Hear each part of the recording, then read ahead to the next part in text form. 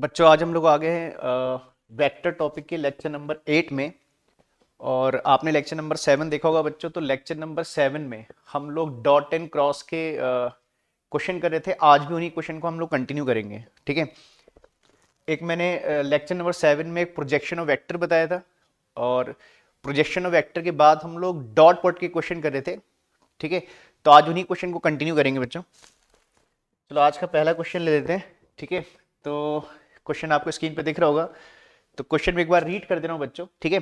फिर इसका सॉल्यूशन समझते हैं। तो क्या बोल रहे हैं कि three vector A B C, A vector B vector and C vector are such that A vector is equal to B vector plus C vector. तो आपको तीन वेक्टर गिवन है ए बी सी, और एक कंडीशन गिवन है कि A B और सी के सम के बराबर है, या बोल लीजिए ए बी एंड सी का रिजल्टेंट है, and their magnitudes are 5 4 and 3 respectively. तो ए का मैग्नीट्यूड 5 है, बी का मैग्नीट्यूड 4 है, और सी का मैग्नीट्यूड गिवन है। और बोल रहे हैं find the angle between A vector and C vector, और आपने ए एंड सी के बीच का क्या करना है, एंगल फाइंड आउट करना है। तो चलिए समझते बच्चे इसके सॉल्यूशन को समझते हैं कि ऐसे क्वेश्चन करने का क्या तरीका है। चलिए तो पहले मैं जो गिवन डेटा वो लिख देता हूं। देखो हमको क्या क्या गिवन है बच्चों। एक तो ए का मॉड गिवन है, मॉड ऑफ ए। हमको तीन वेक्टर गिवन है, उनकी एक कंडीशन गिवन है, उनके मैग्नीट्यूड्स गिवन है। जैसे ए का मैग्नीट्यूड है 5, फिर सिमिलरली बी का मैग्नीट्यूड गिवन है, दिस इज हाउ मच 4। फिर आपको सी का मैग्नीट्यूड गिवन है, दिस इज 3, ठीक है। तो ए बी सी के मैग्नीट्यूड गिवन है, और ए बी सी के बीच में एक रिलेशन गिवन है कि A vector B and C vector के सम के क्या है, इक्वल है। और आपने ए एंड सी के बीच का एंगल बताना है। देखो बच्चों, हमने एंगल बिटवीन टू वेक्टर के लिए कंडीशन पढ़ी थी, लेकिन वो कंडीशन इस क्वेश्चन में अप्लाई नहीं होगी। उसमें क्या होता है कि दो वेक्टर गिवन होते हैं आपको। जैसे ए वेक्टर गिवन होगा, उसके कंपोनेंट्स गिवन होंगे, बी वेक्टर गिवन होगा, उसके कंपोनेंट्स गिवन होंगे। तो उन क्वेश्चन में हम लोग क्या करते थे, निकालते थे ना, cos theta is equal to A dot B upon mod A mod B. तो वो कंडीशन तब लगाते हैं जब आपको ए एंड बी, मतलब जो वेक्टर है उनके कंपोनेंट्स गिवन है, मतलब वेक्टर गिवन होंगे तो वो मेथड लगता है। यहां पर आपको ए एंड बी के मैग्नीट्यूड गिवन है, वेक्टर फॉर्म में एबीसी गिवन नहीं है, ठीक है। तो आपने इस कंडीशन को यूज करना है भाई, और हमारे पास चॉइसेस है नहीं। जो कंडीशन क्वेश्चन में गिवन है उस कंडीशन को यूज करके आप क्या करोगे, ए एंड सी के बीच का एंगल निकालोगे। तो हमें क्या कंडीशन गिवन है, अब मैं उस गिवन कंडीशन को लिखता हूं बच्चों। क्या गिवन है, A vector is equal to B vector plus C vector, ठीक है। और एक बात ध्यान करना बच्चों, मतलब जितना डेटा मुझे गिवन है, मैं इस डेटा के हेल्प से किन्हीं भी दो वेक्टर के बीच का एंगल निकाल सकता हूं। मींस हम ए और बी के बीच का एंगल भी निकाल सकते हैं, ए एंड सी के बीच का एंगल भी निकाल सकते हैं, एंड बी एंड सी के बीच का एंगल भी कैलकुलेट कर सकते हैं, ठीक है। तीन पेयर बनेंगे। देखो ए और बी के बीच का एंगल भी हम कैलकुलेट कर सकते हैं, ए और सी के बीच में भी कैलकुलेट कर सकते हैं, जो क्वेश्चन में हमसे पूछा भी है। और हम बी एंड सी के बीच का एंगल भी निकाल सकते हैं। अब डिपेंड करता है क्वेश्चन में किसके बीच का एंगल पूछे हैं। तो हमसे एंगल किसके बीच में पूछ रहे हैं बच्चों, ए एंड सी के बीच में पूछ रहे हैं। तो आपने करना क्या है, जिन दो वेक्टर के बीच में एंगल पूछ रहे हैं, जो कौन है ए एंड सी, उनका पेयर करना है आपने बच्चों। मतलब ए और सी को साथ रखना है और तीसरे वेक्टर को अलग रखना है। जैसे हमें देखो किसके बीच का एंगल पूछा है, ए और सी के बीच का एंगल, तो मैं सी को ए के साथ शिफ्ट कर दूंगा। अगर ए और बी के बीच का एंगल पूछा होता तो मैं बी को ए के साथ ले जाता, और अगर बी और सी के बीच का एंगल पूछते तो ठीक था, बी और सी साथ में ही है। तो जिन दो वेक्टर के बीच में एंगल पूछ रहे हैं उनका आपने पेयर करना है। तो हमसे ए एंड सी के बीच का एंगल पूछ रहे हैं, तो हम सी को ए के साथ या ए को सी के साथ, जैसा आप बोल लो, चलो हम सी को ए के साथ ले जाते हैं। तो उन दो वेक्टर को पहले पेयर करिए। अगर उन दो वेक्टर का पेयर नहीं होगा तो फिर आप उनके बीच का एंगल फाइंड आउट नहीं कर पाओगे। तो हमारा सी आरएचएस में, तो मैं सी को आरएचएस से ए के साथ एलएचएस में ले जा रहा हूं। तो ये क्या रहेगा बच्चों, इसको क्या लिखोगे, A vector minus C vector is equal to B vector, ठीक है, लिख सकते हैं ऐसा, ठीक है, कि A minus C is equal to B. चलिए अब क्या करें, तो हम मुझे ए और सी के बीच का एंगल चाहिए, ठीक है। तो ऐसा क्वेश्चन हमने लास्ट लेक्चर में भी एक क्वेश्चन किया था बच्चों इस टाइप का। तो इस केस में हम क्या करते हैं बच्चों, एक स्क्वायर की आइडेंटिटी होती है, तो स्क्वायर की आइडेंटिटी लगा देते हैं। तो उसके लिए हम क्या करते हैं, ऑन स्क्वायरिंग बोथ साइड, मैं दोनों साइड क्या कर दे रहा हूं, स्क्वायर कर दे रहा हूं। तो क्या लिखेंगे, on squaring both sides we get. अगर हम दोनों साइड स्क्वायरिंग कर दें, on squaring both side, on squaring both sides, अगर हम दोनों साइड स्क्वायर कर दें, ठीक है, तो हमको क्या मिलेगा बच्चों, समझ ना, तो आ जाएगा। और बच्चों आपको याद होगा, देखो हमेशा मैं आपसे कहता हूं कि बच्चे कि पहले थ्योरेटिकल जो लेक्चर है उनको देखिए, क्योंकि बेसिक पॉइंट वहीं से पता लगते हैं बच्चों। मैंने आपसे कहा था कि किसी भी वेक्टर का डायरेक्ट स्क्वायर नहीं होता है, हमेशा स्क्वायर मैग्नीट्यूड का होता है बच्चों, स्क्वायर डायरेक्शन का नहीं होता है। तो हमेशा जब भी आप किसी वेक्टर का स्क्वायर कर रहे हो तो उसके मैग्नीट्यूड पहले मॉड लगाओगे, फिर इसको स्क्वायर करोगे, कि स्क्वायर मैग्नीट्यूड का होगा, डायरेक्शन का नहीं। तो हम स्क्वायर लगाने से, स्क्वायर करने से पहले क्या लगाएंगे, दोनों साइड मॉड लगाएंगे, फिर मॉड लगाकर स्क्वायर लगा देंगे। तो चलिए मैं इसको साइड लिख देता हूं बच्चों। तो क्या आ जाएगा, देखो क्या लिखोगे, मॉड ऑफ, डायरेक्ट स्क्वायर नहीं लिखोगे बच्चों, नहीं तो लॉजिकली गलत हो जाएंगे हम लोग। देखिए मॉड ऑफ ए माइनस सी का स्क्वायर, कि स्क्वायर मैग्नीट्यूड का होगा। सिमिलरली इधर भी क्या लिखोगे, मॉड ऑफ बी का स्क्वायर। ऐसा क्यों करते, क्या नहीं करते, पीछे लेक्चर्स में हम लोग ये डिस्कस कर चुके हैं बच्चों, है ना, कि हमेशा स्क्वायर मैग्नीट्यूड का होता है, वेक्टर का डायरेक्ट स्क्वायर नहीं करते। चलिए अब हमने एक आइडेंटिटी पढ़ी थी बच्चों, जब हमने वेक्टर का लेक्चर नंबर 1 पढ़ा, सॉरी लेक्चर नंबर 1 नहीं, जब हम लोग ने डॉट एंड क्रॉस की थ्योरी सीखी थी, है ना, तो मैंने कुछ छोटी आइडेंटिटीज बताई थी, प्रॉपर्टीज बताई थी। तो हमने स्क्वायर करना सीखा था बच्चों। तो इधर एलएचएस में स्क्वायर कर दीजिए, तो क्या आता है, मॉड ऑफ फर्स्ट वेक्टर का स्क्वायर, दैट इज ए, फिर प्लस मॉड ऑफ, मैं इसको फर्स्ट वेक्टर बोल रहा हूँ, ए को, सी को सेकंड वेक्टर बोल रहा हूँ बच्चों, तो mod of first vector into mod of second vector का स्क्वायर, फिर आता है प्लस, सॉरी इनके बीच में माइनस साइन है, तो बीच में क्या आएगा, माइनस साइन। देखो अगर इनके बीच में प्लस साइन है तो यहाँ प्लस आएगा, माइनस साइन है तो माइनस आएगा। फिर आता है twice first vector dot second vector, ठीक है। और इसी कंडीशन से हमें क्या मिल जाएगा, इनके बीच का एंगल मिल जाएगा। क्यों बच्चों, जब ए डॉट सी को ब्रेक करोगे तो क्या आएगा, mod A mod C cos theta, और वो थीटा ए और सी के बीच का एंगल होगा, और वही एंगल हमसे पूछ रहे हैं क्वेश्चन में, ठीक है। तो यहीं से आपको एंगल मिलेगा। फिर आरएचएस में आ जाइए, इसको ऐसी कॉपी कर दीजिए, मॉड ऑफ बी का स्क्वायर, ठीक है। चलो बच्चों इनकी वैल्यू पुट कर दो। देखो आपको ए का मॉड, बी का मॉड, सी का मॉड गिवन है, तो मॉड ऑफ ए स्क्वायर, तो मॉड ए कितना है, मॉड ऑफ ए 5 है हमारे पास, तो मॉड ऑफ ए की वैल्यू लगाकर स्क्वायर लगा दीजिएगा ऊपर से, plus mod of C, this how much 3, तो कितना हो जाएगा 3 का स्क्वायर। अच्छा अब ध्यान देना बच्चों, अब ए डॉट सी को ब्रेक करोगे, ठीक है, आगे से ट्वाइस भी है, तो ट्वाइस जानते हो ए डॉट सी कितना आएगा, mod A mod C cos theta, ठीक है, तो आएगा twice mod of first vector that is A into mod of second vector into cos of the angle between them, let it is theta. मैंने मान लिया ए और सी के बीच में एंगल थीटा है, या कुछ और मान लो अल्फा बीटा, जो आपकी चॉइस है। यही थीटा हमको क्वेश्चन में डिटरमाइन करना है बच्चों। इसे क्या बोलेंगे, थीटा इज द एंगल। देखो ये थीटा किसके बीच का एंगल है, जिनके बीच में डॉट लगा रहे, इसीलिए हमने देखो ए और सी को पेयर किया बच्चों। अगर हम ए और सी को पेयर नहीं करते तो फिर ए डॉट सी नहीं आता ना, ठीक है। तो थीटा जिनके बीच में डॉट लगा रहे हो उनके बीच का एंगल है, और यही एंगल मुझे क्वेश्चन में पूछ रहे हैं हमसे, थीटा की वैल्यू बता दीजिए। और is equal to mod of B कितना है 4, ठीक है, गिवन है बच्चों, देखो मॉड ऑफ बी 4, तो 4 का स्क्वायर। इसको सॉल्व कर लिए थोड़ा, ये कितना हो जाएगा 25, 5 का स्क्वायर 25 ना, 25 प्लस 9 माइनस ट्वाइस, देखिए mod of A this is how much 5 into mod of c, this is 3 into cos theta, and this is 16, 4 का स्क्वायर 16, समझ रहे हो बच्चों। फिर समझ लो 5 का स्क्वायर 25, 3 का स्क्वायर 9, फिर 2 ऐसी कॉपी किया मैंने, मॉड ऑफ ए गिवन है 5, mod of C this is 3 into cos theta, और 4 का स्क्वायर 16, ठीक है। स्क्वायर कर लीजिए, कितना हो जाएगा बच्चों ये 34 हो जाएगा। इस 34 को मैं उधर ले जा रहा हूँ, 16 के साथ माइनस कर देता हूँ, ठीक है। तो ये ऐसे करिए, चलिए अगले स्टेप में कर देंगे। 34 मैं लिख दे रहा हूँ, शॉर्ट नहीं कर रहा हूँ, किसी बच्चे को कन्फ्यूजन ना हो। ये हो जाएगा आपका कितना 30 हो जाएगा ना बच्चों, देखो ठीक है ना, 10 और 3 30, 30 cos theta is equal to कितना रहेगा बच्चों 16। ठीक है, तो 30 कॉस थीटा और 16 इसमें से माइनस कर लोगे तो ऐसा आ जाएगा 30 cos theta is equal to कितना आ जाएगा 34 माइनस 16।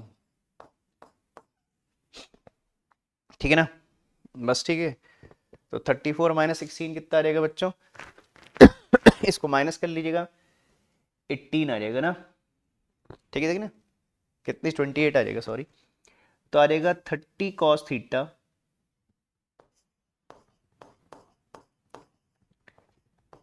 इज इक्वल टू कितना रहेगा 28, नहीं सॉरी 18 आ जाएगा। कितना आ जाएगा बच्चों 18 आ जाएगा। ठीक है, तो कॉस थीटा 30 उधर क्रॉस कर दीजिएगा, तो we get cos theta is equal to कितना 18/30। ठीक बच्चों, बस ठीक है। अब इसको 2 से कैंसिल कर लो बच्चों। ठीक है, तो वो 9 टाइम चले जाएगा, वो 15 आएगा, तो 9 कितना रहेगा, ये ऐसे करो 6 से कैंसिल कर लो, सबसे अच्छा 6 से कैंसिल कर लोगे। चलो मैं अगले शीट में चले जाता हूँ। अगर आप इसे 6 से कैंसिल कर लोगे तो cos theta is equal to, देखो मैं एक बार दिखा दे रहा हूँ, किससे कैंसिल करोगे बच्चों 6 से कैंसिल कर लेना, तो 6 3 जा 6 5 जा, तो हो जाएगा 3 और ये कितना रहेगा बच्चों 5 आ जाएगा। ठीक है, चेक कर लो, देखो 6 3 जा 6 5 जा। ठीक है, अब देखो देखो आप 3/5 कॉस में कितने की वैल्यू थी आप डायरेक्ट नहीं जानते हो ना बच्चों, तो इस केस में आप ऐसे कैसे छोड़ दोगे इसको, इधर से कॉस हटाओगे इधर इनवर्स हो जाएगा, तो थीटा इज इक्वल टू कितना रहेगा कॉस इनवर्स 3/5। ठीक है बच्चों, कॉस इनवर्स 3/5, समझ रहे, तो this is the required angle. ठीक है, तो हमारा ए और सी के बीच में एंगल आ गया, समझ रहे बच्चों। और जैसे अभी मैंने कहा, मैं भी आपको नोट करवा दूंगा अगर देखो, ठीक है बच्चों समझ गए, तो कंडीशन ये है कि जिन दो वेक्टर के बीच का एंगल पूछ रहे हैं उनको पेयर कर लेना है बच्चों। जैसे ए और सी के बीच का एंगल पूछा तो मैं देखो सी को ए के साथ ले गया, फिर स्क्वायरिंग कर लेनी। अगर इसी क्वेश्चन में एंगल ए और बी के बीच में पूछा होता बच्चों तो हम बी को ए के साथ ले जाते और फिर स्क्वायरिंग करते। ठीक है, क्योंकि जिसको पेयर करोगे उनके बीच का डॉट आएगा और डॉट से उनके बीच का एंगल आ जाएगा। ठीक है, तो बस ये छोटी सी बात याद रखनी है, अच्छा क्वेश्चन, इस टाइप के क्वेश्चन पूछे जाते हैं बच्चों। चलिए इसको नोट कर लीजिए, है ना, नोट करिए बच्चों। ठीक है, अगली शीट में नोट करा दूंगा, स्क्रीन को पॉज करके नोट कर लीजिए।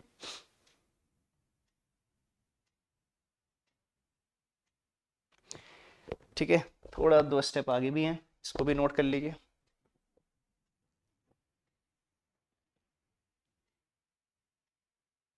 ठीक है, तो इस टाइप के क्वेश्चन और मिलेंगे, ऐसे टाइप के क्वेश्चन करिए बच्चों, सबका यही कंसेप्ट है। चलो अब नेक्स्ट क्वेश्चन में चलते हैं।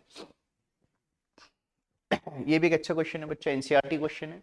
ठीक है, और ऐसे क्वेश्चन आप ऑब्जेक्टिव में भी देखोगे, जेई नीट में आए हुए क्वेश्चन इस टाइप के। ठीक है, क्योंकि मैं आपसे बार बार कहता हूँ एनसीईआरटी क्वेश्चन ही आजकल जेई मेंस में या नीट में पूछे जाते हैं बच्चों ना। ठीक है, चलो अब समझना, बाकी ऑब्जेक्टिव करेंगे बाद में, तो फिर देखना ऑब्जेक्टिव में आपको ऐसे क्वेश्चन दिखेंगे। तो चलिए इस क्वेश्चन का सोल्यूशन, चलो पहले क्वेश्चन को रीड कर लेते हैं। क्या बोल रहे हैं क्वेश्चन में, समझना बच्चा। बोल रहे हैं इफ यूनिट वेक्टर, तो आपको दो वेक्टर यूनिट वेक्टर गिवन है, और यूनिट वेक्टर आप पहचानते हो बच्चों, जिन वेक्टर के ऊपर से कैप लगा होता है, तो इसका मतलब कैप का मतलब having magnitude 1 known as unit vector. तो देखो दो वेक्टर गिवन है आपको, A vector and B vector, unit vector है, are inclined at angle theta, और इनके बीच में कितना एंगल है, थीटा एंगल है बच्चों। ठीक है, दो वेक्टर है unit vector A and B, उनके बीच में कितना एंगल है, थीटा एंगल है। देन प्रूव दैट, अगर उनके बीच का एंगल थीटा है तो आपने ये प्रूफ करना है। ठीक है ना, क्या है प्रूफ में, क्या लिखा है बच्चों, देखो तो प्रूफ में लिखा है क्या, mod of A cap minus B cap. ठीक है ना, देखिए mod of A cap minus B cap is equal to 2 sin θ/2। ठीक, तो देख रहे हैं आपको क्लियर, क्या हमें क्या क्या करना है, प्रूफ करना है। इसी क्वेश्चन में अगर यहां पर प्लस आता है बच्चों ना, जैसे ना मैंने कहा आपको ऑब्जेक्टिव क्वेश्चन ही मिल जाएंगे, तो उसमें क्या होगा, कहीं पर ऐसा भी होगा जैसे अगर ए और बी के बीच में प्लस होगा तो यहाँ कॉस थीटा होगा, और कभी इनका रेशियो भी पूछते हैं 10 θ/2, तो हम लोग आगे ऑब्जेक्टिव जब क्वेश्चन करेंगे, है ना, तो फिर आप देखना ये क्वेश्चन आपको ऑब्जेक्टिव में भी मिलेगा, आया हुआ क्वेश्चन है NEET and JEE previous years में। तो समझो बच्चों, ठीक है, तो हमें ये प्रूफ करना है। अब इन जनरल जब कोई प्रूफ का क्वेश्चन आता है तो हमारे दिमाग में पहली बात ये आती है कि या तो हम एलएचएस से आरएचएस प्रूफ करेंगे या आरएचएस से क्या प्रूफ करेंगे, एलएचएस प्रूफ करेंगे। 90% क्वेश्चन में ऐसे ही होता है, 90 या 90+% क्वेश्चन में यही होता है, हम एलएचएस से आरएचएस या आरएचएस से एलएचएस लाते हैं। लेकिन सोचिए क्या इस क्वेश्चन में आप ऐसा कर पाओगे, क्या एलएचएस से आरएचएस या आरएचएस से एलएचएस ला पाओगे? अगर मैं खाली एलएचएस को लिखता हूं mod of A cap minus B cap, तो मैं इसे क्या लिख पाऊंगा बच्चों? अगर मैं एलएचएस लिखूं और ऐसे लिख दूं मॉड ऑफ ए कैप में एलएचएस इज इक्वल टू लिख दूं LHS is equal to mod of A cap minus B cap, तो मैं आगे क्या लिखूंगा बच्चे से?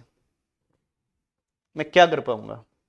कुछ नहीं कर पाऊंगा। Mod of A cap minus B cap, अब मुझे ए कैप बी कैप की वैल्यू तो गिवन नहीं है नहीं, ठीक है। अगर गिवन होती तो मैं माइनस करता, फिर माइनस करके जो रिजल्टेंट आता उनका मॉड निकाल लेता, लेकिन ऐसा कुछ गिवन है नहीं मुझे, ठीक है।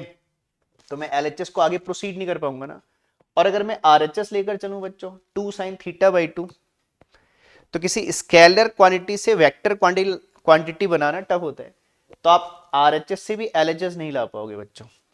आपको क्या लगता है कि 2 sin θ/2 का क्या कर दोगे, है ना? ठीक, तो आपने ट्रिग्नोमेट्रिक फंक्शन को वेक्टर में कन्वर्ट कर पाओगे क्या? इतना आसान नहीं बच्चों। तो आरएचएस से कर भी पॉसिबल नहीं है कि हम आरएचएस से एलएचएस ला पाए। तो इस क्वेश्चन में एलएचएस से आरएचएस या आरएचएस से एलएचएस लाना टफ है बच्चों, ठीक है ना। तो कैसे करेंगे भाई? अब जनरली तो हम यही करते हैं कि एलएचएस से आरएचएस एलएचएस लाते हैं। तो हम क्या करेंगे बच्चों, इसको पूरा एज सच प्रूफ कर देंगे। तो आपको प्रूफ ही तो करना है, केस के बराबर है, तो हम इस पूरे को ऐसा प्रूफ कर देंगे कि हाँ दिस इक्वल टू दिस। तो उसके लिए क्या करेंगे? तो ऐसा नहीं करेंगे बच्चों, एलएचएस या आरएचएस से नहीं करेंगे। तो उसके लिए क्या करते हैं, हम स्क्वायर की आइडेंटिटी यूज करते हैं बच्चों। देखो हम 3-4 क्वेश्चन में पीछे भी स्क्वायर की आइडेंटिटी यूज कर सकते हैं, तो आइडेंटिटी बहुत यूजफुल है। और आइडेंटिटीज हमने जब डॉट एंड क्रॉस की, अगर किसी बच्चों को आइडेंटिटीज का आइडिया नहीं है तो हमने डॉट एंड क्रॉस की जब थ्योरी पढ़ रहे थे तो आइडेंटिटीज वहां पर मैंने बताई थी, तो उसको चेक करो बच्चों। चलो अब ध्यान देना बच्चों, तो हम इसको क्या कर रहे हैं, पूरा एज सच ही प्रूफ कर देंगे। तो उसके लिए मैं क्या कर रहा हूं, एक आइडेंटिटी यूज कर रहा है स्क्वायर वाली, ठीक है। जैसे अगर मैं ऐसा लिखूं कि क्या, और हमेशा आप जानते हैं कि स्क्वायर मॉड का होता है, तो अगर मैं ऐसे लिखूं mod of A cap minus B cap का स्क्वायर, देखो अभी लास्ट क्वेश्चन में भी हमने आइडेंटिटी लगाई बच्चों। तो मैं एक आइडेंटिटी को ब्रेक कर रहा हूं और आइडेंटिटी के ब्रेक के एंड में ये पूरा ऐसा प्रूफ हो जाएगा बच्चों। देखो हम इसी को लेके चल रहे हैं ना, इसका स्क्वायर हटा के इधर रूट लगा देंगे तो फिर आपका ये आ जाएगा इधर। तो देखिए पहले चलिए आइडेंटिटी ब्रेक करिएगा, ठीक है। तो A cap minus B cap के मॉड का स्क्वायर कितना आएगा? क्या आता है? मॉड ऑफ फर्स्ट वेक्टर का square that is A cap का square plus mod of second vector का square that is B cap, तो मॉड ऑफ बी कैप का स्क्वायर। फिर अगर इनके बीच में माइनस साइन है तो यहाँ क्या आएगा बच्चों? Minus sign. फिर आता है twice first vector dot second vector, ये आइडेंटिटी है। अगर यहाँ पर प्लस होगा तो इधर प्लस साइन आ जाएगा, बाकी ऐसे आइडेंटिटी ऐसी रहेगी, ठीक है। अब इसको सॉल्व कर लीजिए बच्चों।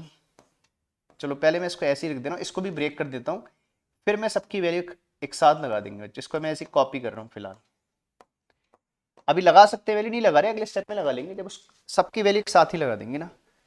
तो आ जाएगा ट्वाइस, अब इसको ब्रेक करोगे बच्चों, A cap dot B cap, तो क्या होता है? Mod of first vector into mod of second vector into cos of the angle between them that is given how much? Theta.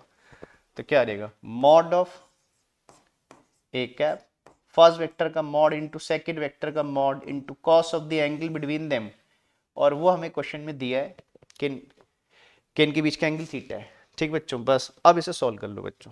अब मॉड ऑफ ए कैप, तो A cap क्या है? एक unit vector है, और यूनिट वेक्टर वो होता है जिसका मैग्नीट्यूड 1 होता है, और हमें मैग्नीट्यूड चाहिए तो उसका मैग्नीट्यूड कितना होगा? 1, ठीक है। तो ए कैप का magnitude 1, similarly B is also a unit vector, तो हैविंग मैग्नीट्यूड 1, तो 1 का स्क्वायर, ठीक है। फिर minus twice, here it is same, mod of A 1, mod of B 1 into क्या? कॉस थीटा, ठीक बच्चों, क्लियर है? Mod A1 mod B cap 1 into cos theta, ये कितना हो गया 1 प्लस 1 2 हो गया, 1 का स्क्वायर 1, 1 का स्क्वायर 1, 1 प्लस 1 2, तो ये हो गया 2 minus 2 cos theta, 2 minus 2 cos theta. ठीक बच्चों, समझ रहे हैं? अब आपको तो ये लाना है, साइन लाना है, तो उसके लिए क्या करिए, इन दोनों में से 2 कॉमन कर लिए, तो आ जाएगा 2, और विद इन ब्रैकेट कितना आ जाएगा बच्चों 1 माइनस कॉस थीटा। ठीक है, अब यहां पर अब एक आइडेंटिटी का यूज है बच्चों। ठीक है, तो जो मैथ्स वाले बच्चे होते हैं, देखो मैथ्स वाले बच्चे तो मैथ्स में ट्रिग्नोमेट्री उनका सिलेबस है, बस बायो वाले बच्चों को थोड़ा ये आइडेंटिटी क्या करना है, ध्यान रखना है। और अगर किसी बायो वाले बच्चों को किस में दिक्कत है, मैथमेटिकल टूल्स में दिक्कत है, तो ये सब आइडेंटिटीज वगैरह बच्चों मैंने एक हमने, आप प्लेलिस्ट चेक करो, उसमें एक वेक्टर टॉपिक की एक प्लेलिस्ट है जिसमें हमने वेक्टर नहीं, मैथमेटिकल टूल्स की एक प्लेलिस्ट है, वेक्टर तो पढ़ ही रहे, मैथमेटिकल टूल्स की एक प्लेलिस्ट है, उस मैथमेटिकल टूल की प्लेलिस्ट को चेक करो बच्चों, उसमें हमने मैथमेटिकल टूल्स है ना में जो भी मैथमेटिकल चीज़ें फिजिक्स में यूज होती हैं वो डिस्कस किए बच्चों। ठीक है, तो जाके उसको चेक करो, क्योंकि वही ये आइडेंटिटी मैं वहां पर बता चुका हूँ बच्चों एक बार। चलो एक बार फिर डिस्कस कर लेते हैं, लेकिन उसको चेक करना जरूर बच्चों, क्योंकि देखो फिजिक्स में सबसे पहले आपने अपने मैथमेटिकल पॉइंट्स को स्ट्रॉन्ग करना है, उसके लिए मैथमेटिकल टूल करिए। तो एक आइडेंटिटी होती है, मैं साइड में लिख दे रहा हूँ उधर बच्चों, एक आइडेंटिटी है बेसिकली, ये आइडेंटिटी मैंने बताई थी, ठीक, साइड में एक बार फिर बता दे रहा हूँ। मैंने दो आइडेंटिटीज बताई थी बच्चों, है ना, दो आइडेंटिटी बताई थी, आपको याद होगा। एक बताया था कि अगर 1 प्लस कॉस 2 थीटा हो जाए तो होता है 2 कॉस स्क्वायर थीटा। थोड़ा साइड में हो रहा है, मैं इधर लिख देता हूँ फिर दोबारा से। एक आइडेंटिटी बताई थी मैंने 1 प्लस कॉस 2 थीटा कितना होता है 2 कॉस स्क्वायर थीटा। ध्यान से समझना, ये आइडेंटिटी मैं ऑलरेडी बता चुका हूँ मैथमेटिकल टूल्स में।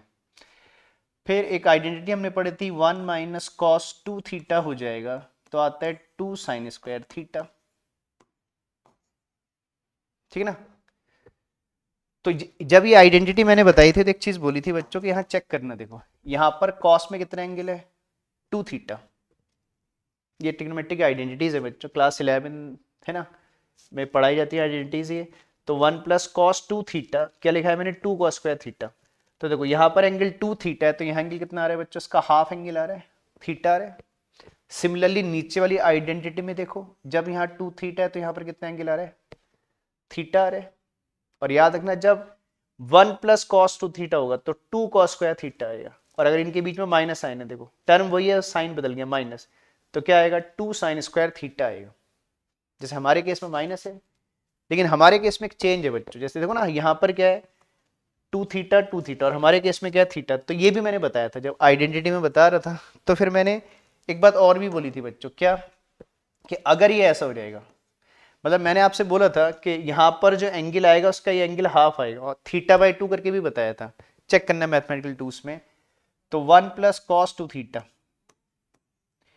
इज इक्वल टू कितना होता है, फिर ये आएगा 2 कॉस स्क्वायर थीटा बाई 2। ठीक है, और अगर सॉरी प्लस होगा माइनस नहीं, 1 माइनस कॉस, मैंने ऊपर ऑलरेडी कॉपी कर दी, सॉरी है बच्चों, ये थीटा होगा, सॉरी जब ये थीटा होगा तो इधर कितना आएगा थीटा बाई 2 आएगा। मैं दोबारा से पूरा रफ करके लिख देता हूँ, क्या बोला मैंने, देखो यहाँ 2 थीटा है, अगर इसी में 1 प्लस कॉस थीटा आएगा, ठीक है, तो जितने एंगल यहाँ लिखोगे जब आरएचएस में जो एंगल आएगा कॉस के साथ वो हाफ हो जाएगा बच्चों, तो ये आ जाएगा 2 cos square theta by 2। Similarly यहाँ पर भी 1 माइनस अगर कॉस थीटा हो जाएगा तो इधर आएगा 2 sign square theta by 2, 2 sign square theta by 2। ठीक है, तो इधर 2 थीटा तो थीटा, 2 थीटा थीटा, थीटा तो थीटा बाई 2, मतलब एंगल हाफ हो रहा है। अगर कहीं पर 4 थीटा आएगा तो इधर 2 थीटा आ जाएगा। ठीक बच्चों, तो देखो हमारे केस में कौन सी आइडेंटिटी लग रही है, ये आइडेंटिटी लग रही है बच्चों, देखो लग रही है 1 माइनस कॉस थीटा कितना आएगा 2 साइन स्क्वायर थीटा बाई 2। ठीक बच्चों, तो इसीलिए कहा था मैंने बच्चों कि अपना ठीक है, फिजिक्स में आपने मैथमेटिकल टूल्स, है ना, और जो वेक्टर हम पढ़ रहे हैं इसीलिए पढ़ रहे हैं क्योंकि आगे जाकर ये दिक्कतें ना आए। ठीक है, तो ये आइडेंटिटी बार बार यूज होती रहेंगी। तो जो बच्चों को मैथमेटिकल टूल्स में दिक्कत है, मैथ्स में, बायो वाले बच्चों को दिक्कत रहती है, मैथ्स वाले भी देखो, जैसे इंटीग्रेशन तो क्लास 12 में पढ़ेंगे मैथ्स वाले बच्चे, है ना, जो 11th वाले बच्चे हैं, तो वो बच्चे मैथमेटिकल टूल जरूर चेक करें। ठीक है ना। और मैंने कहा था नीट वाले जो बच्चे हैं, जो नीट वगैरह, है ना, की प्रिपरेशन करते हैं, उनके लिए भी मैथमेटिकल टूल्स बहुत जरूरी, नहीं तो ऐसी छोटी छोटी आइडेंटिटी की वजह से आपके क्वेश्चन गलत हो जाएंगे बच्चों। ठीक है ना। मान लो वेक्टर का तो कंसेप्ट आपको पता है, मैथमेटिकल टूल्स, है ना, को आपने अदरवाइज ले लिया कि हो जाएगा, तो फिर ऐसी जगह पे अटक जाओगे बच्चों। हाँ, ठीक है, तो इसके लिए मैथमेटिकल टूल जरूर चेक करिए। चलो बच्चों, अब वापस आते हैं अपने क्वेश्चन में। तो हमारी आइडेंटिटी मैंने लिखा है कि कौन सी यूज हो रही है, वाली ना बच्चों, समझ रहे हैं। तो देखिए ये कितना रहेगा, एक तो 2 बाहर से चल रहा है हमारा, इनटू एक क्या आएगा 2 साइन स्क्वायर थीटा बाई 2, वो आइडेंटिटी जो उधर लिखी है बच्चों। ठीक है ना, ये आइडेंटिटी यूज कर दी मैंने। देखो एक तो 2 बाहर से पहले से था, 1 माइनस कॉस थीटा कितना हो गया 2 साइन स्क्वायर थीटा बाई 2। ठीक है, तो ये कंप्लीट कितना हो गया बच्चों 4 साइन स्क्वायर थीटा बाई 2 हो गया। ये क्या चल रहा था बच्चों हमारा, mod of A cap minus B cap का स्क्वायर ना। ठीक है बच्चों, ये चल रहा था, देखो इसी को ब्रेक करते हुए आ रहे हैं हम लोग बस। ठीक है, लेकिन आपको तो क्या चाहिए क्वेश्चन में, स्क्वायर नहीं चाहिए बच्चों। तो स्क्वायर हटाकर इधर क्या लग जाएगा, रूट। देखो जब इसका रूट करोगे तो 2 का रूट 4 का रूट 2 हो जाएगा। ठीक है, ऐसे कर, चलो इसको ऐसे कर देते हैं, तो आ जाएगा mod of A cap minus B cap is equal to root of कितना आ जाएगा बच्चों 4 साइन स्क्वायर, या आ जाएगा 4 sign square theta by 2, bus route कर दीजिए। तो A cap minus B cap is equal to कितना आ गया बच्चों 2 साइन थीटा बाई 2। और देखो यही प्रूफ करना था आपको बच्चों। ठीक है ना, तो हमने पूरा आइडेंटिटी एज सच ही क्या कर दिया, हमने प्रूफ कर दी। बात समझ रहे हैं। तो ये आ गया mod of A cap minus B cap is equal to 2 sine theta by 2 which we have to proof ना, ये प्रूफ हमको करना था। समझ रहे बच्चों। और देखो अभी मैंने आपसे कहा था कि इसी क्वेश्चन में अगर यहाँ प्लस साइन आ जाए, क्या आ जाए, अगर प्लस साइन आ जाएगा, ठीक है, तो यहाँ पर जहाँ माइनस आ रहे हैं वहां क्या आ जाएगा बच्चों, देखो ये प्लस होगा तो ये भी प्लस हो जाएगा, जब ये प्लस होगा तो माइनस साइन प्लस में कन्वर्ट हो जाएगा। तो ये आइडेंटिटी देखो यहाँ पर 1 plus cos 2 theta 1 plus cos theta आ जाती है बच्चों, तो फिर हमारा कॉस आता है ना, ये वाली आइडेंटिटी लगती है 2 कॉस स्क्वायर थीटा बाई 2, तो फिर साइन की जगह क्या आ जाता, कॉस आ जाता। ठीक है बच्चों, तो याद रखिए अगर माइनस है तो साइन आएगा और इनके बीच में प्लस है तो कॉस आएगा। ठीक है, बाकी मैंने कहा ऑब्जेक्टिव क्वेश्चन जब करेंगे बच्चों, तो एक 10 वाला क्वेश्चन है जो इनका रेशियो भी होगा, तो करेंगे आगे। वो आएगा क्वेश्चन है जेई नीट में किसी ईयर में, तो आप इसे नोट कर लो बच्चों। और इस आइडेंटिटी का देखो मेन रोल है ना, मान लो कि आपको सब पता है, आइडेंटिटी आपने गलत लगा दी तो आंसर गलत, वैसे तो प्रूफ है ना, तो आपको पता है कि गलती करोगे तो आंसर नहीं आ पाएगा आपका। चलिए इसको चेक नोट करिए, फिर नेक्स्ट क्वेश्चन में चलते हैं।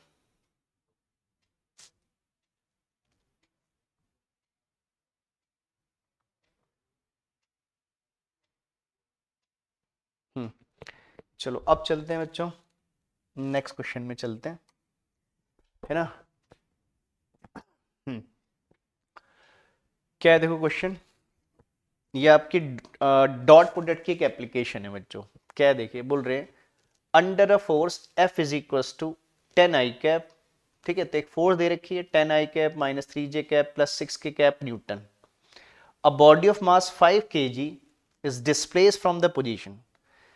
मतलब एक फोर्स है जो किसी ऑब्जेक्ट को डिस्प्लेस कर रही है जिसका मास है 5 kg। तो एक फोर्स के हेल्प से हम एक बॉडी को मूव कर रहे हैं जिसका मास 5 kg है, और बॉडी को कहां से कहां मूव कर रहे हैं, तो बोल रहे हैं देखिए डिस्प्लेस फ्रॉम द पोजीशन, ये इनिशियल पोजीशन दे रखी है, टू द पोजीशन, ये क्या है बच्चों final position, these are called position vector. तो इनिशियल पोजीशन का पोजीशन वेक्टर गिवन है, ये फाइनल पोजीशन का पोजीशन वेक्टर गिवन है। तो है ना, फिर समझ लो क्या है क्वेश्चन, कि एक फोर्स के हेल्प से हम एक ऑब्जेक्ट को मूव कर रहे हैं दो पॉइंट के बीच में, और जिन दो पॉइंट के बीच में आप इसे मूव कर रहे हो उन दो पॉइंट का क्या दे रखा है बच्चों, आपको पोजीशन वेक्टर दे रखा है। तो आपसे बोल रहे हैं क्या बता दीजिए, वर्क डन बता दीजिए। ठीक है, तो जब कोई फोर्स किसी ऑब्जेक्ट को डिस्प्लेस करेगी तो क्या होगा, वर्क होगा बच्चों। ठीक, तो चलिए, तो ये आपका डॉट प्रोडक्ट की, और आप जानते हैं कि वर्क क्या है बच्चों, की स्केलर क्वांटिटी है। ठीक है, और आप ठीक है छोटी क्लास से वर्क के बारे में समझते जा रहे हो कि work is equal to force into displacement. ठीक है, और फोर्स वेक्टर है, डिस्प्लेसमेंट वेक्टर क्वांटिटी है, और उनका रिजल्टेंट क्या है, वर्क है जो स्केलर क्वांटिटी है। तो क्या लिखेंगे, work is equal to F dot S. ठीक है, तो समझिए, तो हमें वर्क डन बताना है बच्चों। चलो मैं पहले डेटा लिख देता हूं, ऐसे करते हैं। देखो आपको फोर्स गिवन है बच्चों, कितनी है, एफ इज इक्वल टू, ये है 10 I cap minus 3 J cap plus 6 K cap Newton. ठीक है, ऐसे कर लीजिए। तो इतनी फोर्स गिवन है, इतना न्यूटन, और उस बॉडी का मास भी गिवन है बच्चों। वैसे मास की रिक्वायरमेंट है नहीं, तो आप लोग ये मास क्यों दे रहे हैं, तो भाई जिस ऑब्जेक्ट पे फोर्स लगा रहे हैं उसका मास उसने दे दिया, इन जनरल ऐसे बोल दिया उसने। ठीक है, फिर आपको लगता है कि बॉडी की बात कर रहे हैं, क्या है बॉडी, तो उसने बोल दिया 5 kg की बॉडी है। मास का यूज हमारे क्वेश्चन में है नहीं वैसे। और ठीक है, इनिशियल पोजीशन दे रखी है आपको, है ना, ऑब्जेक्ट की इनिशियल पोजीशन, ऑब्जेक्ट की final position. So these are called position vector. समझते बच्चों, पोजीशन वेक्टर हमने पीछे थ्योरी में पढ़ा है। तो हम इनिशियल पोजीशन को R1 मान ले रहे हैं। R1 मतलब position vector of initial position. तो ये है 6 आई कैप। ठीक है, R1 की पोजीशन है, मैंने इसे R1 लेट कर लिया। 6 आई कैप प्लस 5 जे कैप माइनस 3 के कैप। ठीक है, बेसिक सा क्वेश्चन है डॉट के एप्लीकेशन पे। बाकी देखो बच्चों, वेक्टर का यूज तो आपका फिजिक्स में चलता रहेगा। ठीक है ना, ऐसे नहीं कि यही कर रहे हैं, आगे आप जो वर्क एनर्जी पावर पढ़ोगे तो ऐसे क्वेश्चन आपको वर्क एनर्जी पावर में ही मिलेंगे। ठीक है, तो ये एज अ उसने एप्लीकेशन के लिए क्वेश्चन दिया है आपको। अब सुनिए, और ठीक है, तो इनिशियल पोजीशन है, और ये क्या है, फाइनल पोजीशन का पोजीशन वेक्टर। जैसे R2 मान लेते हैं बच्चों, कितना है, 10 I cap minus 2 J cap plus 7 के कैप। ठीक है, तो इनिशियल पोजीशन, फाइनल पोजीशन। अब हमें फाइंड आउट क्या करना है बच्चों, वर्क फाइंड आउट करना है। तो we have to calculate the work done in this process. तो इस ऑब्जेक्ट को डिस्प्लेस करने में जितना वर्क डन हो रहा है, हमसे वर्क डन पूछ रहे हैं। चलिए ठीक है, वर्क डन कैलकुलेट कर लेते हैं बच्चों। ठीक है, जानते हैं वर्क इज इक्वल टू क्या होता है, फोर्स डॉट डिस्प्लेसमेंट। ठीक है, वर्क स्केलर है। देखो अगर वर्क वेक्टर होता तो हम क्या लिखते हैं, फोर्स क्रॉस डिस्प्लेसमेंट, लेकिन work is a scalar quantity. और अगर दो वेक्टर का रिजल्टेड स्केलर है तो उनके बीच में क्या लगाते हैं बच्चों, डॉट लगाते हैं। तो ये डॉट एप्लीकेशन, डॉट प्रोडक्ट की एक एप्लीकेशन है ना। Force dot displacement gives work. ठीक है, बस अब वैल्यू पुट कर लीजिएगा। चलिए, फोर्स की वैल्यू बाद में लगाएंगे, पहले देखो डिस्प्लेसमेंट को आप क्या बोलते हो, क्या ना, फाइनल पोजीशन माइनस क्या, इनिशियल पोजीशन। तो डिस्प्लेसमेंट को आप क्या लिख दोगे, फाइनल पोजीशन माइनस क्या, इनिशियल पोजीशन। ठीक है, तो डिस्प्लेसमेंट को ब्रेक करके हमने क्या लिख दिया, फाइनल पोजीशन माइनस क्या, इनिशियल पोजीशन, या position vector of final position minus position vector of initial position, ऐसे बोल लीजिए। अब इन सब की वैल्यू पुट कर दीजिएगा बच्चों। ठीक है, चलो एफ को अभी ऐसे रहने देते हैं, पहले हम R1 माइनस R2 कर लेते हैं, फिर एफ की वैल्यू बाद में लगा देंगे, लिखने में लेंदी हो जाएगा फिर। तो R2 की वैल्यू देखो बच्चों कितना है, 10 I cap minus 2 J cap plus 7 के कैप माइनस R1 कितना है, 6 आई कैप प्लस 5 जे कैप माइनस 3 के कैप। ठीक है, समझ रहे हैं, बस अब इनको माइनस कर लीजिए बच्चों। एफ की वैल्यू भी लास्ट में लगा देंगे, जब इनको पहले माइनस कर लेते हैं। पहले एक काम कर लेते हैं बच्चों, दूसरा काम बाद में करेंगे। देखो अब माइनस कर लीजिए बच्चों, सिंपल है। आई वाले वेक्टर में से आई वाला वेक्टर माइनस कर दीजिएगा, जे में से जे माइनस करिएगा, के में से के माइनस कर दीजिएगा। तो देखिए, तो 10 माइनस 6 कितना हो जाएगा, 4 आई कैप हो जाएगा। तो आई कैप बचेगा 4 आई कैप। 4i cap. अब जे को चेक कर लीजिए, देखिए -2j कैप, जब ब्रैकेट को ओपन करोगे तो ये भी कितना हो जाएगा -5, तो -5 -2 कितना हो जाएगा -7j कैप। क्लियर है बच्चों? अब इसको चेक कर लीजिए, के को देखिए +7 और माइनस माइनस प्लस, तो 7 + 3 कितना हो जाएगा 10, तो दिस इज 10k कैप। ठीक है, तो हमने पहले डिस्प्लेसमेंट फाइंड आउट कर लिया। चलिए अब मैं फोर्स की वैल्यू लगा दे रहा हूँ। ठीक है, बार बार फोर्स लिखनी पड़ती थी लंबी लंबी, तो मैंने कहा कि चलो बाद में लगा लेंगे इकट्ठा। अब एफ की वैल्यू लगा दीजिए बच्चों। अब एफ कितना गिवन है आपको, 10i cap -3j cap +6k cap +6k cap dot 4i cap -7j cap +10k cap. ठीक है, अब डॉट प्रोडक्ट करना आप जानते हो बच्चों, आई वाले कोफिशिएंट को आई से मल्टीप्लाई करते हैं, जे वाले कोफिशिएंट को जे से, और के वाले कोफिशिएंट को के से मल्टीप्लाई करेंगे। तो देखिए पहले वेक्टर में आई का कोफिशिएंट 10 है, दूसरे में 4 है, तो आई वाले कोफिशिएंट को आई से मल्टीप्लाई कर दी तो 10 × 4। क्लियर है बच्चों? ये 10 × 4 हो जाएगा। फिर क्या करोगे, जे वाले कोफिशिएंट को जे से मल्टीप्लाई कर दोगे तो प्लस, इधर कितना है -3, उधर कितना है -7 जे के साथ कोफिशिएंट, फिर प्लस के वाला कोफिशिएंट इधर 6 है, इधर कितना है बच्चों 10 है, तो कितना रहेगा 6 × 10। क्लियर है? बस इसको सॉल्व कर लो बच्चों। कितना हो गया 40 + 21 और प्लस कितना हो गया आपका ये 60, तो कितना हो गया बच्चों 121 जूल। वर्क यूनिट तो जानते हैं ना सब लोग, जूल। ठीक है, तो वर्क इज 121 जूल। ठीक है, तो this is the required work done. ठीक है, तो एक बेसिक सा क्वेश्चन है बच्चों, ये डॉट प्रोडक्ट की एक एप्लीकेशन है। बाकी ऐसे क्वेश्चन आपने, है ना, आगे एक चैप्टर आता है वर्क एनर्जी एंड पावर, तो वहां पर भी करने हैं ऐसे क्वेश्चन। ये तो उसने एज एन एप्लीकेशन इस चैप्टर में दिया है क्वेश्चन। ठीक है, चलो इसे नोट कर लो बच्चों जल्दी से, नेक्स्ट क्वेश्चन में चलेंगे।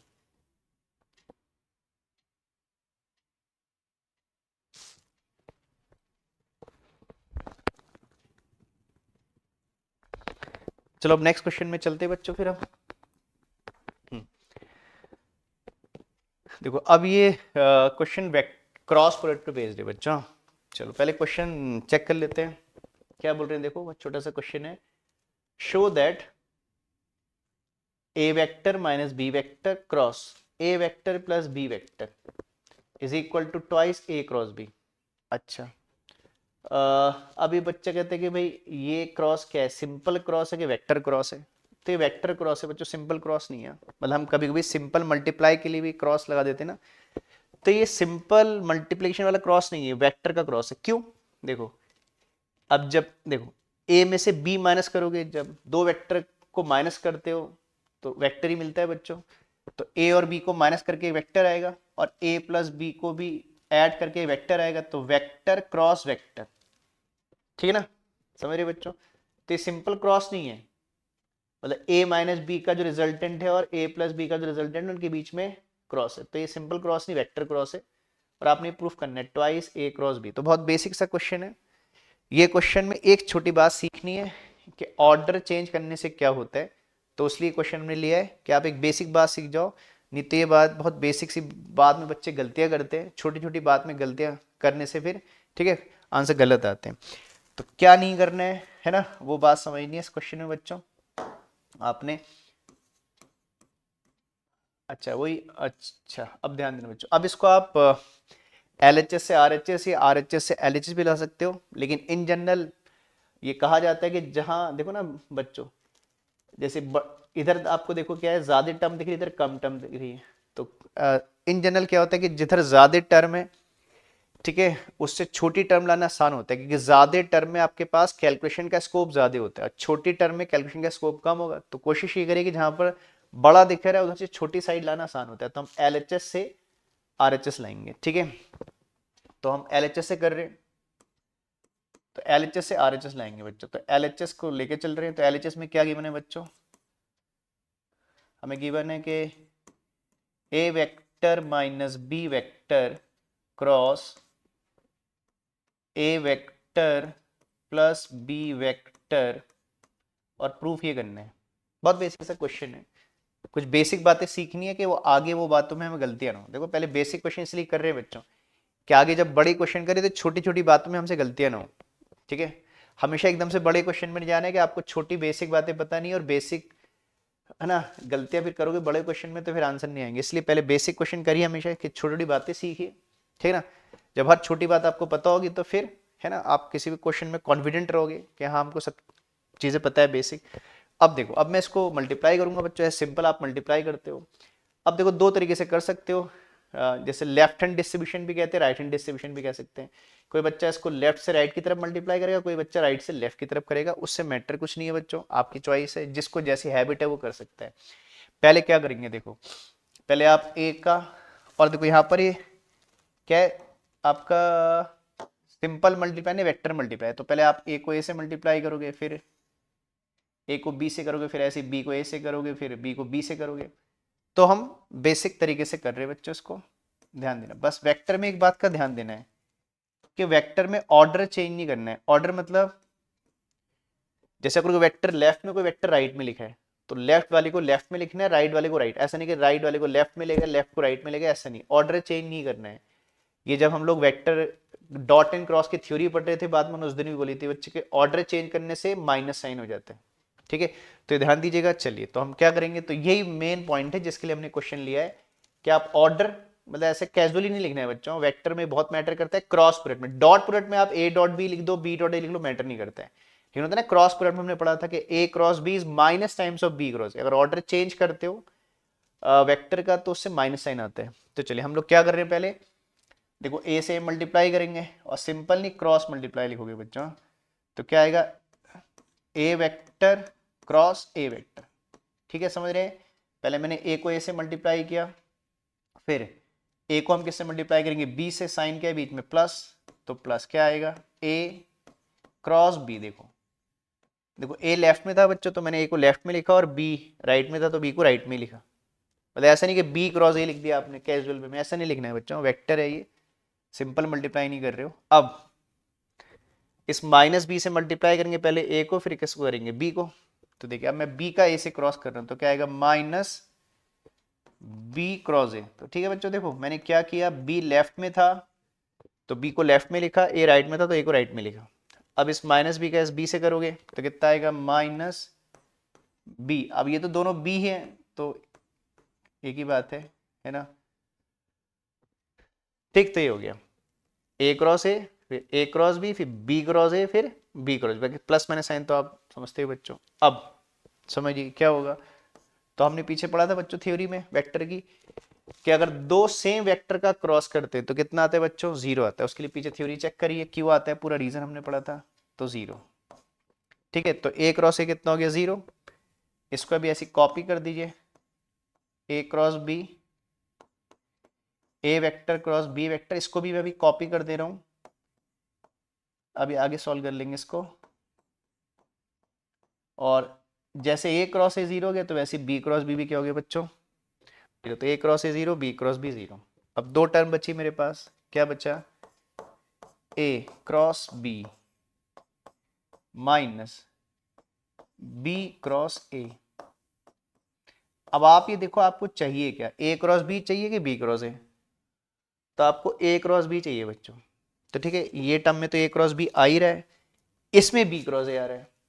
ठीक है, तो आप इसे ए क्रॉस बी लिखना चाहते हो तो माइनस साइन अगर लगा दोगे तो ए क्रॉस बी हो जाएगा। कहते हैं किसी भी वेक्टर में माइनस साइन लगाकर क्रॉस प्रोडक्ट में उसके ऑर्डर को चेंज कर सकते हो। तो ऐसे करेंगे, देखो मुझे बी क्रॉस ए को ए क्रॉस बी बनाना है तो इसको तो मैं पहले वाली टर्म को तो ऐसे कॉपी कर देता हूँ, ए क्रॉस बी, ये माइनस साइन भी ऐसे ही रहने देता हूँ बच्चों। अब मैं क्या कर रहा हूँ, ठीक है, इसमें अगर मैं माइनस साइन पुट कर दूं तो मैं इसे ए क्रॉस बी ले सकता हूं। मतलब माइनस साइन लगाकर आप ऑर्डर को चेंज कर सकते हो, ये हमने थ्योरी में भी बच्चों डिस्कस किया था। तो मैं पहले कह रहा हूँ न्यूमेरिकल से पहले थ्योरी चेक करिए, थ्योरी के बाद न्यूमेरिकल अटेम्प्ट करिए, है ना। ये तो हम थ्योरी में न्यूमेरिकल करते टाइम बहुत चीज़ें ऐसी बोलते हैं जो थ्योरी में डिस्कस की होती है। अब ये नहीं कि हर न्यूमेरिकल में हर थ्योरेटिकल पॉइंट इतना डिटेल में डिस्कस हो पाए, तो उसके लिए थ्योरी चेक करिए बच्चों। तो हाँ, तो कितना हो गया, बी क्रॉस ए को हमने क्या किया, माइनस साइन लगा के इसके ऑर्डर को चेंज कर दिया बच्चों, बस ठीक है। अब माइनस माइनस क्या हो गया, ब्रैकेट ओपन कर दीजिए, तो ये हो गया A cross B minus minus plus हो गया, और ये भी कितना हो गया बच्चों, ए क्रॉस बी। ठीक है, बस अब इन दोनों को ऐड कर दीजिए, ब्रैकेट मत लगाइए, ऐसे रहने दीजिए, है ना, सिंपल वे में लिख दीजिए, ब्रैकेट हटा देते हैं बच्चों। तो हो गया ट्वाइस ए क्रॉस बी, और हमें आरएचएस में ही लाना था बच्चों, तो इज इक्वल टू क्या आ गया, आरएचएस। तो ठीक है, तो एलएचएस से आपने क्या प्रूफ कर दिया, आरएचएस। ठीक है, ठीक। तो ये हमने ये क्वेश्चन इसीलिए लिया, एक बेसिक बात सीखने के लिए कि क्रॉस प्रोडक्ट में मल्टीप्लाई करते टाइम ऑर्डर को चेंज नहीं करना है, और अगर आप ऑर्डर चेंज करोगे तो क्या आएगा आगे से, माइनस साइन आएगा। ये ऑर्डर चेंज करना चाहते हो तो माइनस साइन लगा के ऑर्डर को चेंज कर सकते हो। ठीक है, चलो इसको भी नोट कर लो बच्चों, और क्वेश्चन देखते हैं इसके बाद फिर।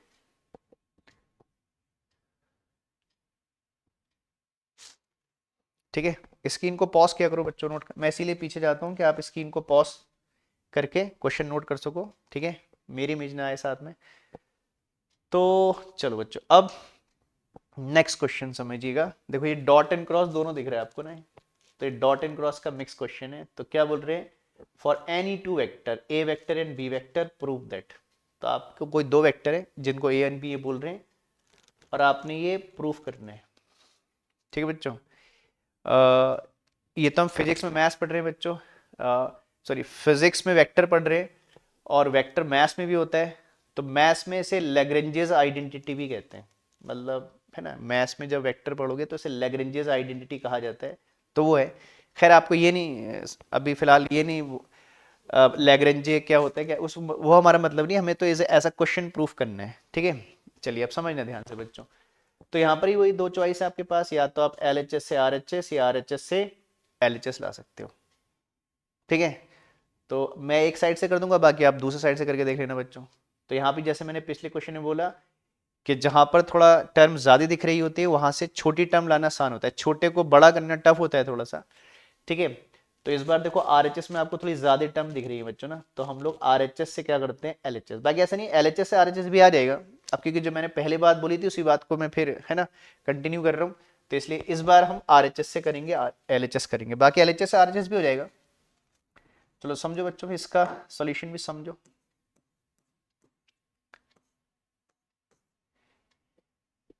क्या बोल रहे हैं, तो मैंने कहा मैं एलएचएस से आरएचएस प्रूफ करूंगा बच्चों।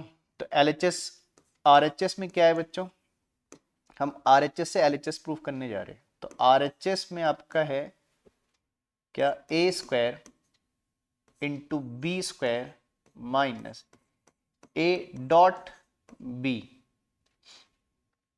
का स्क्वायर। अच्छा एक बात सुनो बच्चों, अब कुछ बच्चों को ये लग रहा होगा कि यहां पर हम तो बार बार ये कह रहे हैं कि वेक्टर का जब भी स्क्वायर करोगे तो मॉड लगाओगे।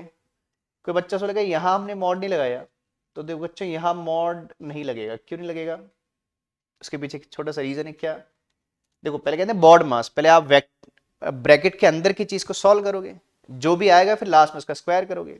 ऐसा नहीं कि स्क्वायर करके फिर डॉट नहीं करेंगे ना, पहले डॉट करेंगे फिर स्क्वायर करेंगे। तो जब ए एंड बी का डॉट करोगे बच्चों तो इसे क्या बोलते हैं, स्केलर प्रोडक्ट ऑफ वेक्टर। तो डॉट प्रोडक्ट करके ए और बी का क्या आएगा, स्केलर क्वांटिटी मिलेगी, और स्केलर में मॉड लगाना फिर कोई लॉजिक नहीं है, स्केलर तो खुद है ना, मतलब कह लोगे स्केलर क्वांटिटी है तो उसमें मॉड लगाना उसका मैग्नीट्यूड ही होता है, डायरेक्शन तो होती नहीं है। तो ए डॉट बी को सॉल्व करके स्केलर आएगा, और स्केलर का स्क्वायर आप डायरेक्ट कर सकते हो। यहां पर देखो इसने मॉड लगाया, क्यों, जब ए क्रॉस बी करोगे तो वेक्टर आएगा, तो फिर वेक्टर आएगा तो फिर वेक्टर का डायरेक्ट स्क्वायर नहीं कर सकते, मॉड का स्क्वायर करना है। तो यहां पर मॉड लगाने का एक लॉजिक है, और यहां मॉड लगाने का कोई लॉजिक नहीं है। ठीक है, तो इसलिए हम मॉड लगाया, सिंपल स्क्वायर कर रखा है। चलो आप समझो बच्चों, फिर अब आगे की बात समझते हैं। ये क्या आ जाएगा, A square B square minus, अब जानते हो कि ए डॉट बी कितना होता है, ए बी कॉस थीटा। तो आप ए डॉट बी को ब्रेक कर लो पहले, फिर स्क्वायर कर देंगे, तो ए बी कॉस थीटा का क्या, स्क्वायर। ठीक है, ये हो जाएगा A square B square minus, अब इसका भी स्क्वायर, ब्रैकेट हटा के सब पे इंडिविजुअली स्क्वायर पुट कर दो बच्चों, तो आ जाएगा A square B square cos square theta. ठीक है, देखिए ये तो ऐसी रहा, ये तो कॉपी कर रहे हैं हम लोग, इसका स्क्वायर कर दिया मैंने। अब देख सिंपल है बच्चों, इसमें से देखो आपको क्या चाहिए, क्रॉस, क्रॉस के लिए साइन चाहिए, है ना, तो मैं ए स्क्वायर बी स्क्वायर कॉमन कर लेता हूँ।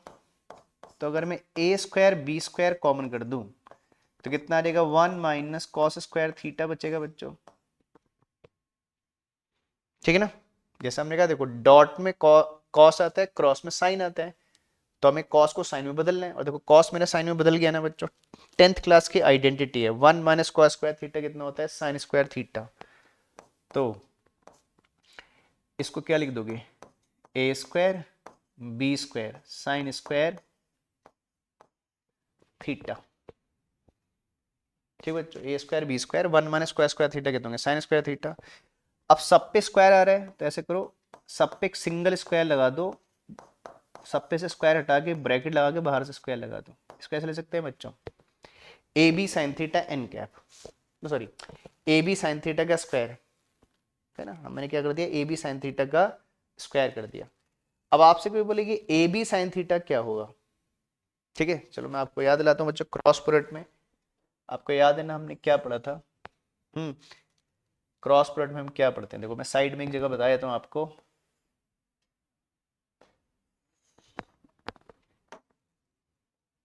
हमने क्या पढ़ा था, याद है, ए क्रॉस बी को हम क्या लिखते थे बच्चों, ए क्रॉस बी को हम लिखते थे A B sine theta N cap, लिखते थे ना, याद है, A B sine theta N cap. A B sine theta तो हमको मैग्नीट्यूड देता था, है ना, इतनी वैल्यू क्या बताती है, मैग्नीट्यूड बताती है, और एन कैप क्या होता है, ए क्रॉस बी के रिजल्टेंट की डायरेक्शन बताता है। ये सब हमने डिटेल में पढ़ा था बच्चों, डायरेक्शन का रूल मेरा राइट हैंड थंब रूल वगैरह थ्योरी में बताया था। ठीक है, तो आपने पीछे चेक किया होगा, किसी बच्चे ने चेक नहीं किया तो पीछे चेक करो बच्चों। तो ए क्रॉस बी को हम क्या लिखते हैं, A B sine theta N cap, तो ये मैग्नीट्यूड और एन कैप डायरेक्शन को रिप्रेजेंट कर रहा है। अगर मैं क्या करूं, इसमें मॉड लगा दूं बच्चों, अगर मैं बोलूं कि mod of A cross B, तो मॉड मतलब मैग्नीट्यूड ऑनली, तो जो आप मॉड लगा रहे हो तो इसका मतलब आपको खाली मैग्नीट्यूड चाहिए, डायरेक्शन नहीं, खाली मैग्नीट्यूड लिखना है, तो हम क्या लिखेंगे फिर, इसको एन कैप हटा देंगे, मॉड लगाने से आपको क्या मिल जाएगा, मैग्नीट्यूड ऑनली, मतलब डायरेक्शन वाले फैक्टर को आप हटा दोगे। ठीक है नहीं बच्चों, तो A cross B A B sine theta होगा, तो mod of A cross B कितना हो जाएगा, ए बी साइन थीटा, क्योंकि मैग्नीट्यूड ऑनली में डायरेक्शन रिमूव कर दोगे, तो डायरेक्शन का फैक्टर था एन कैप, मैंने से हटा दिया। तो ठीक है बच्चों, तो ए बी साइन थीटा का मतलब क्या होता है, mod of A cross B, और A B sine theta N cap का मतलब ए क्रॉस बी है, तो इसका मैग्नीट्यूड है, देखो हमारा भी कितना आ रहा है बच्चों, ए बी साइन थीटा, तो हम ए बी साइन थीटा को mod of A cross B लिख सकते हैं। तो आप इसे क्या लिख दोगे, आप mod of A cross B लिख सकते हैं ना बच्चों, mod of A cross A vector cross B vector का स्क्वायर। और देखो आरएचएस में ये लाना, एलएचएस में ये लाना था बच्चों, आपको लाना था, देखो तो आ गया हमारा इस बार एलएचएस। तो ठीक है, तो अब हम इस बार आरएचएस से क्या ले आए बच्चों, एलएचएस ले आए। ठीक है, तो ये छोटी बात है, इस बात का ख्याल रखना है बच्चों, है ना, छोटी बेसिक बेसिक सी बातें, तो पहले से छोटे छोटे क्वेश्चंस करो, इन्हीं से आपका क्या होगा, बेसिक बातें पता लगेंगी, ठीक है ना, फिर आप कोई भी क्वेश्चन कॉन्फिडेंटली कर सकते हो। और ध्यान देना बच्चों, इसे आप एज एन आइडेंटिटी भी यूज कर सकते हो। अब एक आइडेंटिटी, देखो जो चीज आप प्रूफ कर रहे हो उसे आप एज एन आइडेंटिटी यूज कर सकते हो। ये कहाँ काम आएगा बच्चों, कैसे क्वेश्चन में काम आएगा, जैसे मान लो किसी क्वेश्चन में आपको दो वेक्टर का क्रॉस प्रोडक्ट दे रखा है और बोले डॉट प्रोडक्ट की वैल्यू बता दीजिए, तो आप देखो क्रॉस की हेल्प से डॉट निकाल सकते हो, या डॉट की वैल्यू दी है क्रॉस पूछ रहा है तो आप डॉट की हेल्प से क्रॉस या क्रॉस की हेल्प से डॉट सॉल्व कर सकते हो बाय यूजिंग दिस आइडेंटिटी। हमने एक ऐसा क्वेश्चन भी लिया आगे, जो मैं बात बोल रहा हूँ उसका एक क्वेश्चन भी लिया है, पहले आप इसे क्वेश्चन को नोट करो, फिर अगले क्वेश्चन में इसको आइडेंटिटी बना के क्वेश्चन भी सॉल्व करेंगे। ठीक है, इस पे बेस क्वेश्चन पूछे जाते हैं, ऑब्जेक्टिव में, जेई नीट में भी आते हैं, तो आप इसे नोट करो पहले बच्चों, फिर आगे की बात करेंगे।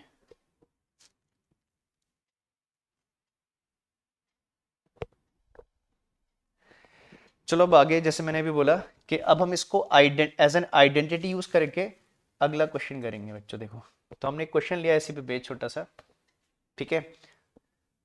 क्या है question? Find A dot B. आपसे बोल रहे हैं कि A vector dot B vector की वैल्यू बता दीजिए। आपको मॉड ए गिवन है, मॉड बी गिवन है और ए क्रॉस बी की वैल्यू गिवन है, और हमसे पूछ रहे क्या बता दीजिए, ए डॉट बी की वैल्यू बता दीजिए।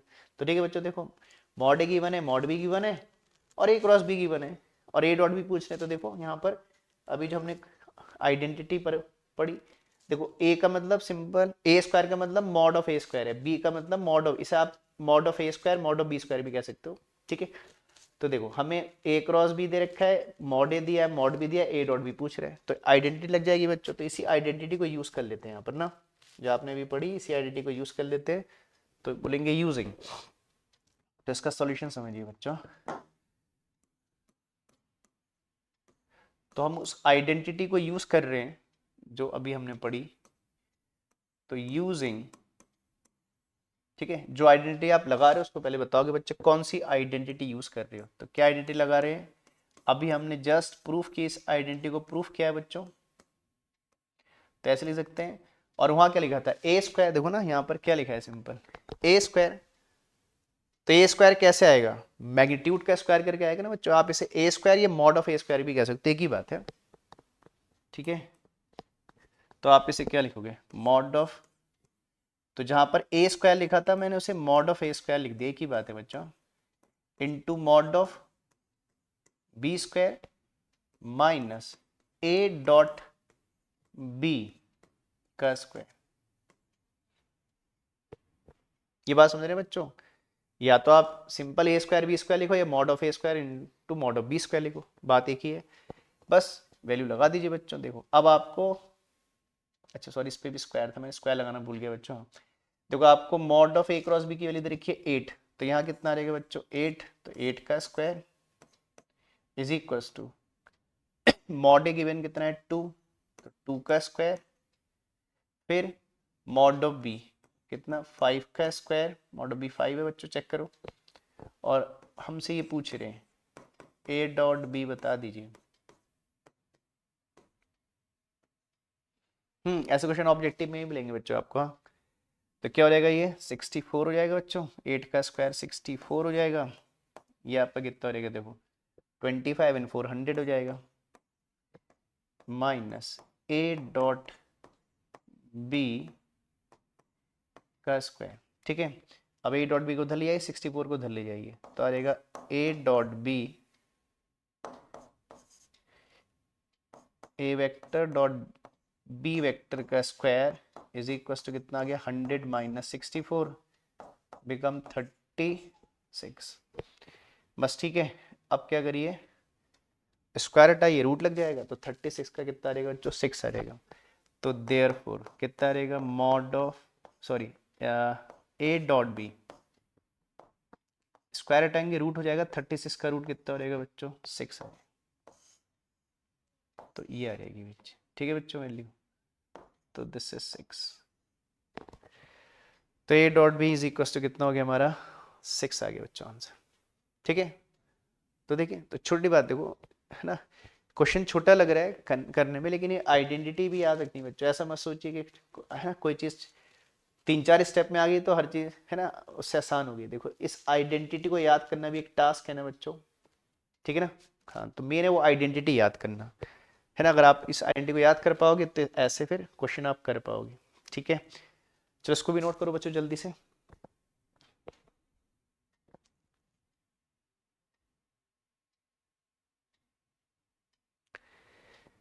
ठीक बच्चों, तो देखो आज हमने काफी क्वेश्चन किए डॉट एंड क्रॉस पे। अभी क्वेश्चन और बचे हैं बच्चों, अभी हमारे कुछ क्वेश्चन, अभी तो हमने क्रॉस के आज थोड़े कम ही किए, अभी क्रॉस पे बेस कुछ क्वेश्चन और हैं, ठीक है। तो उन क्वेश्चन को हम सोच रहे हैं बच्चों अब अगले लेक्चर में क्या करेंगे, अगले लेक्चर में कोशिश करेंगे कि आपका ये सब्जेक्टिव क्वेश्चन जो हम कर रहे हैं, है ना, यही क्वेश्चन ऑब्जेक्टिव में भी आते हैं बच्चे, ऐसा नहीं है ना।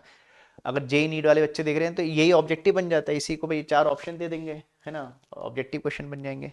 चलिए खैर, उसके लिए ऑब्जेक्टिव हम अलग से भी करेंगे बच्चों, ठीक है। तो हम सोच रहे हैं कि अगले लेक्चर में, अब जो रिमेनिंग क्वेश्चन बच्चे हैं, अभी थोड़े और हैं, अभी क्रॉस पुरट के कुछ क्वेश्चन और हैं, तो अगले लेक्चर में हम वो क्वेश्चन कवर करेंगे। और फिर उस लेक्चर के बाद हम लोग क्या करेंगे बच्चों, ऑब्जेक्टिव क्वेश्चन भी करेंगे वेक्टर्स के। ठीक बच्चों, जेई नीट वाले बच्चों के लिए प्रीवियस ईयर्स वगैरह करेंगे।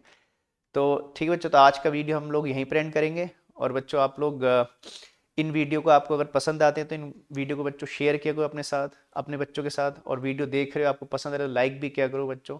और जिनके साथ शेयर कर रहे हो उनसे सब्सक्राइब करने को बोलो, क्योंकि आप देखते हो कि हम लोग डेली नए नए वीडियो क्या करते हैं बच्चों, अपलोड कर रहे हैं। ठीक है, तो सब्सक्राइब करने से कि आपको डेली नए वीडियो की इन्फॉर्मेशन आपको मिलती रहेगी। ठीक है, तो ठीक है बच्चों, तो आज के वीडियो हम ये एंड कर रहे हैं। ठीक है, और आप लोग इन वीडियो को शेयर वगैरह करो बच्चों हमारे लिए। ठीक है, चलिए थैंक यू, नेक्स्ट उसमें मिलेंगे लेक्चर में बच्चों।